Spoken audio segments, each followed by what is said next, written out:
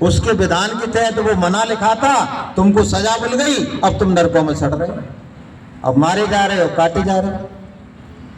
संतों ने क्या कहा कि सावधान, जो शराब पीता है, जो मांस खाता है, जो जुआ खेलता है, जो व्यभिचार करता है, जो चोरी करता है, जो झूठ बोलता है, जो रिश्वत लेता है, ऐसे लोगों को अपना दोस्त नहीं बनाना, ना उनके तुम दोस्त बनना।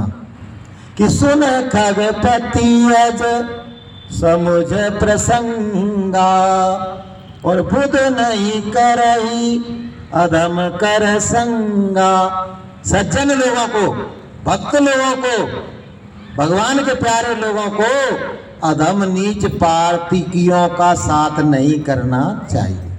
बस उनसे तो इतना रखो कि दूर से उन्हें प्रणाम कर लो।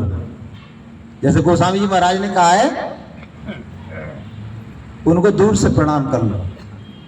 अगर तुमने प्रणाम नहीं किया तो उनकी वक्र दृष्टि हो जाएगी, वो तुम्हारे दुश्मन हो जाएंगे, फिर तुमको दारुण दुख देंगे। कि मिलत एक दुख दारुण देही। वो जब मिलेंगे ना, है तू बहुत बड़ा साधु हो गया है, देख लूंगा तुझे, बड़ा अकड़ के चल रहा है, मिलते ही तुमको दुख देना शुरू कर देंगे। वो सज्जन मिलेगा तो क्या होगा कि मिलत एक दुख दारुण देही, और बिछड़त एक प्राण हर लेही।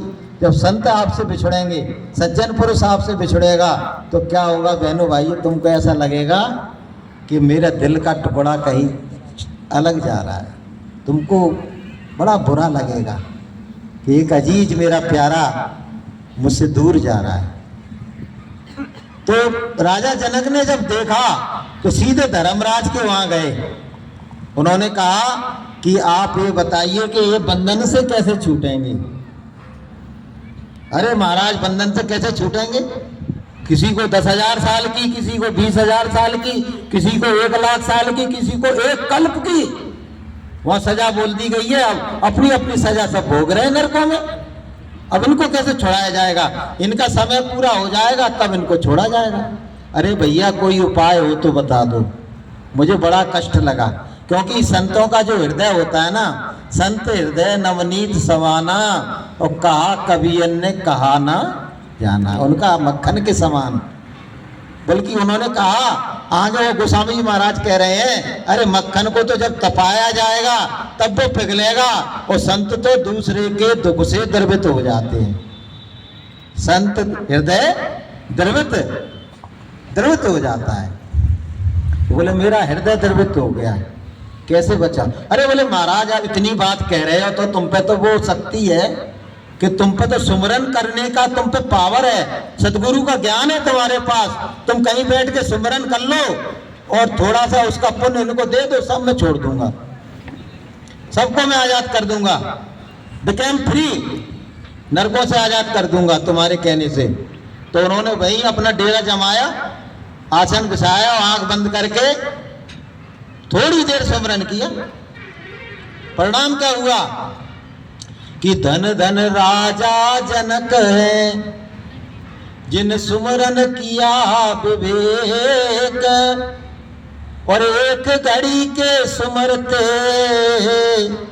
और पापी तरे अनेक। एक घड़ी का सुमरन करके उन्होंने हाथ में गंगा जल लिया और संकल्प किया कि इन पापी दुराचारियों को जो नरक में सड़ रहे हैं, एक घड़ी का सुमरन में इनको दान देता हूं। अब दान देते ही क्या हुआ कि सबके सब निर्बंधन हो गए, सबकी बेड़ियां कट गईं, और सब जो नरकों में सड़ रहे थे सब राजा जनक की जय जयकार करते हुए वहां से उड़े चले गए, सब के सब मृत्यु लोक में आ गए। जब ही तो ये बहनों भाइयों जनसंख्या बढ़ी है।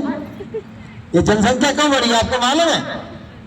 संतों के स्पर्श से, चाहे वो चींटी हो, चाहे मच्छर हो, चाहे झींगुर हो, जो भी उनके शरीर से स्पर्श कर लेगा उसको इंसान बनने का अधिकार हो जाता है। और गुरु महाराज ने तो यहाँ तक कह दिया कि गुरु महाराज ने जो नाम योग साधना मंदिर बनवाया मथुरा में, और उन्होंने कह दिया इसकी मंदिर की मॉडल से होकर जो पक्षी उड़ जाएगा उसको मनुष्य जन्म में आने का अधिकार मिल जाएगा। बोलिए प्रेम से। तो भैया जनसंख्या क्यों नहीं बढ़ेगी? जनसंख्या तो बढ़ेगी। एक बार नानक जी ने बढ़ा दी, एक बार नानक जी नरक में पहुंच गए। उन्होंने क्या किया? उन्होंने देखा था वो तो हो गए, तो उन्होंने क्या किया? अंगूठा बोर दिया उसमें, नानक जाए अंगूठा बोरा और सब जीवन को करो निगोरा। उनको आजाद करा दिया। तो जब तक संत दुनिया में रहेंगे इसी तरह जनसंख्या बढ़ती रहेगी, कोई रोकने वाला नहीं है। बोलिए प्रेम से।